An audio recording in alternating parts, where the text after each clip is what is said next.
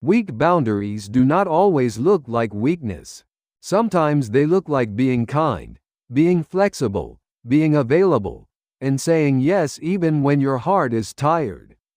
You may think you are just being helpful. You may think you are just keeping the peace. You may think you are just being mature. But over time, poor boundaries can quietly drain your peace, your confidence, and your self-respect. Today, we are going to look at 7 signs you may need better boundaries. And sign number 5 is easy to miss because it can look like love, but it may actually be emotional over responsibility. Before we begin, please remember this. This video is for general education and self-reflection only. It is not professional psychological, psychiatric, medical, legal, or therapeutic advice. If your emotional distress feels serious, overwhelming, unsafe, or difficult to manage, please speak with a licensed mental health professional or contact local emergency support. Now let us start with the big idea. Boundaries are not walls. They are not punishment. They are not coldness. They are not a way to control other people. Healthy boundaries are emotional clarity. They help you understand where your responsibility ends and where another person's responsibility begins. They help you say yes from honesty, not pressure. They help you say no without needing to become harsh. They help you care without disappearing. After 40, boundaries become especially important because life often becomes more complex.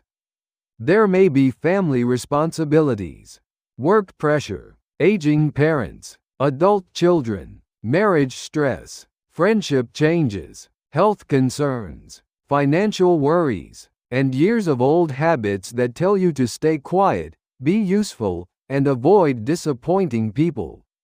But peace cannot grow where your needs are always last. Sign number 1 is feeling guilty every time you say no. You may say no politely. You may have a good reason. You may truly not have the time, energy, money, or emotional capacity. But guilt still shows up immediately. You wonder if you were selfish. You wonder if they are upset. You wonder if you should explain more. You wonder if you should change your answer. This kind of guilt often appears when you are not used to having limits. It does not always mean you did something wrong. Sometimes guilt simply means you are doing something unfamiliar.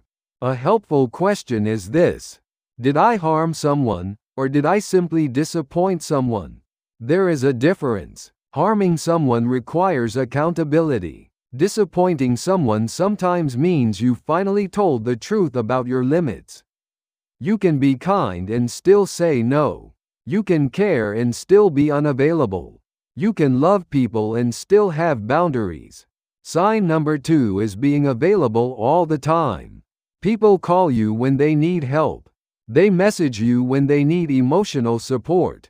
They expect quick replies. They assume you will adjust. They know you will listen. They know you will show up. And slowly, your life becomes built around being reachable. At first, it may feel good to be needed. It may feel meaningful. It may feel like proof that you are reliable. But if you are always available to everyone else, you may become unavailable to yourself. Your rest gets interrupted. Your focus gets interrupted. Your peace gets interrupted. Your private time becomes negotiable. A boundary does not mean you stop caring. It means your availability has a shape. You can say, "I cannot talk right now, but I can check in tomorrow." You can say, "I care about you, but I need rest tonight." You can say, "I am not able to respond quickly during work hours." You can say, "I need time before I answer." People who respect you may need time to adjust, but they should be able to understand that you are a person, not an emergency service. Sign number 3 is over-explaining yourself. You give long explanations for simple choices. You explain why you cannot attend. You explain why you need rest. You explain why you changed your mind. You explain why you feel hurt. You explain until you are exhausted. Sometimes explanation is useful. Clear communication matters. But over-explaining often comes from fear. Fear of being misunderstood. Fear of being judged. Fear of someone being upset. Fear that your no will not be accepted unless you defend it perfectly. When you over-explain, you may be trying to make your boundary comfortable for someone else. But a boundary does not need to become a courtroom argument. You are allowed to be clear and brief. I cannot make it today. That does not work for me. I need some time to think. I am not available for that. I understand, but my answer is still no. These sentences may feel uncomfortable at first, but they protect your energy. A helpful question is this: am I explaining for clarity, or am I explaining because I feel guilty for having a limit? That question can show you where the boundary needs support. Sign number 4 is absorbing other people's emotions. Someone is upset, and your body becomes tense. Someone is disappointed, and you feel responsible. Someone is quiet, and you start trying to fix the room. Someone is stressed, and you feel like you must calm them down. This can happen when you are sensitive, caring, or used to managing the emotional temperature around you. But absorbing emotions is not the same as empathy.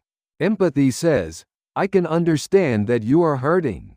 Absorbing says, I must carry your hurt inside my own body. Empathy allows connection. Absorbing creates exhaustion. A better boundary is to notice without becoming. You can say, I hear that this is hard for you. You can say, I care about what you are feeling. You can say, I can listen for a while. But you do not have to become the feeling with them. You do not have to fix every mood. You do not have to make everyone comfortable before you are allowed to feel calm. A helpful question is this: is this emotion mine to feel, or someone else's emotion that I am carrying? That question creates space, and space is where boundaries begin. Sign number 5 is confusing love with over-responsibility. This is one of the hardest signs for kind people. You may believe that if you love someone, you must solve everything.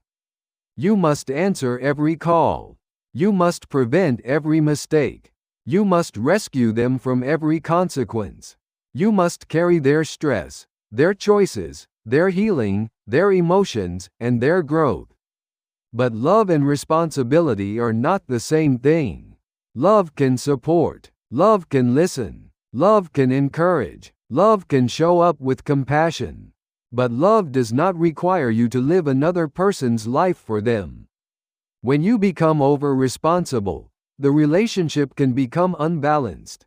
One person keeps struggling, the other keeps carrying. One person keeps choosing, the other keeps repairing. One person keeps avoiding responsibility, the other keeps paying the emotional price. That is not healthy love.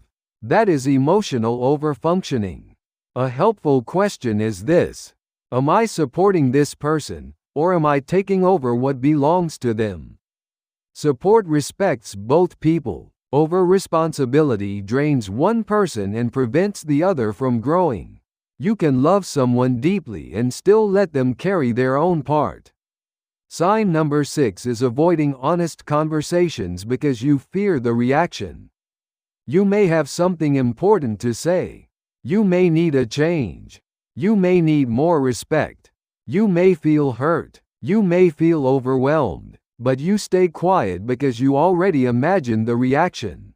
They will get angry. They will withdraw. They will blame me. They will say I am too sensitive. They will make it about them. They will not understand. Sometimes, this fear is based on real experience. If a relationship feels unsafe, emotionally harmful, or threatening, it is important to seek support from a qualified professional or trusted local resource.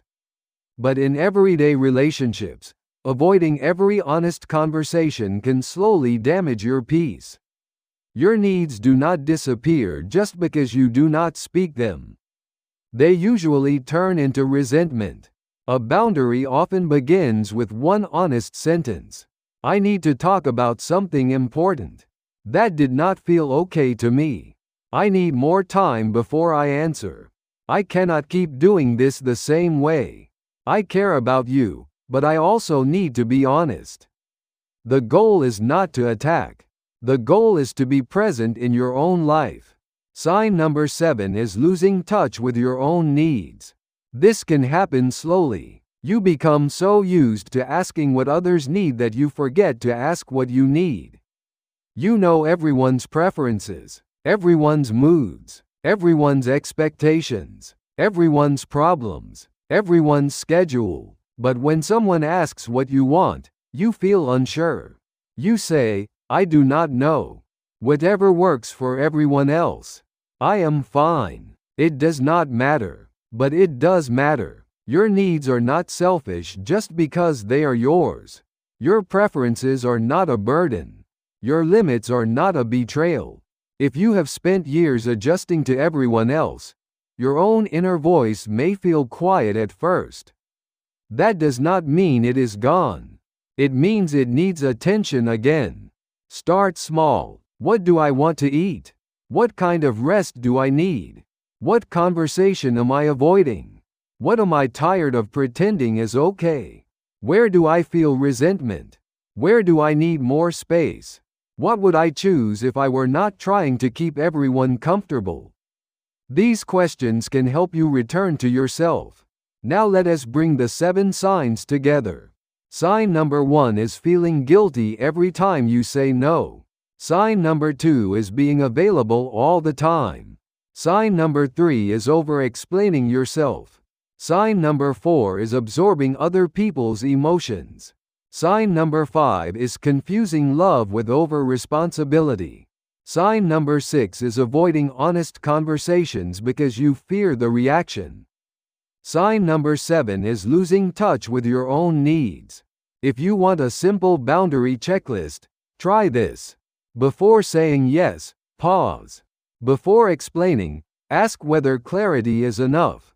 Before absorbing someone's mood, ask whether the emotion belongs to you. Before rescuing, ask whether support is enough.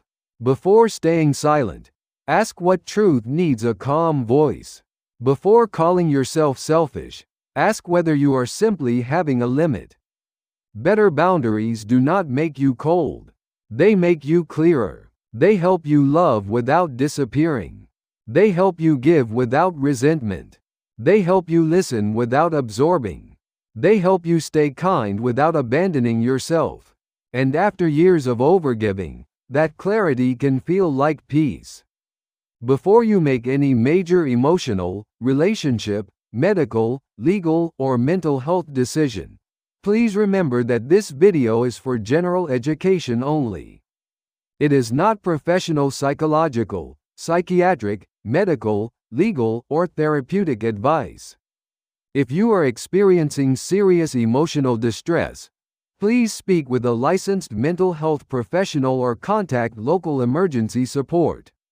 If this video was helpful, subscribe to Golden Wisdom TV for practical psychology, emotional wisdom, and peaceful life lessons after 40. In the next video, we will look at 5 things you should stop taking personally.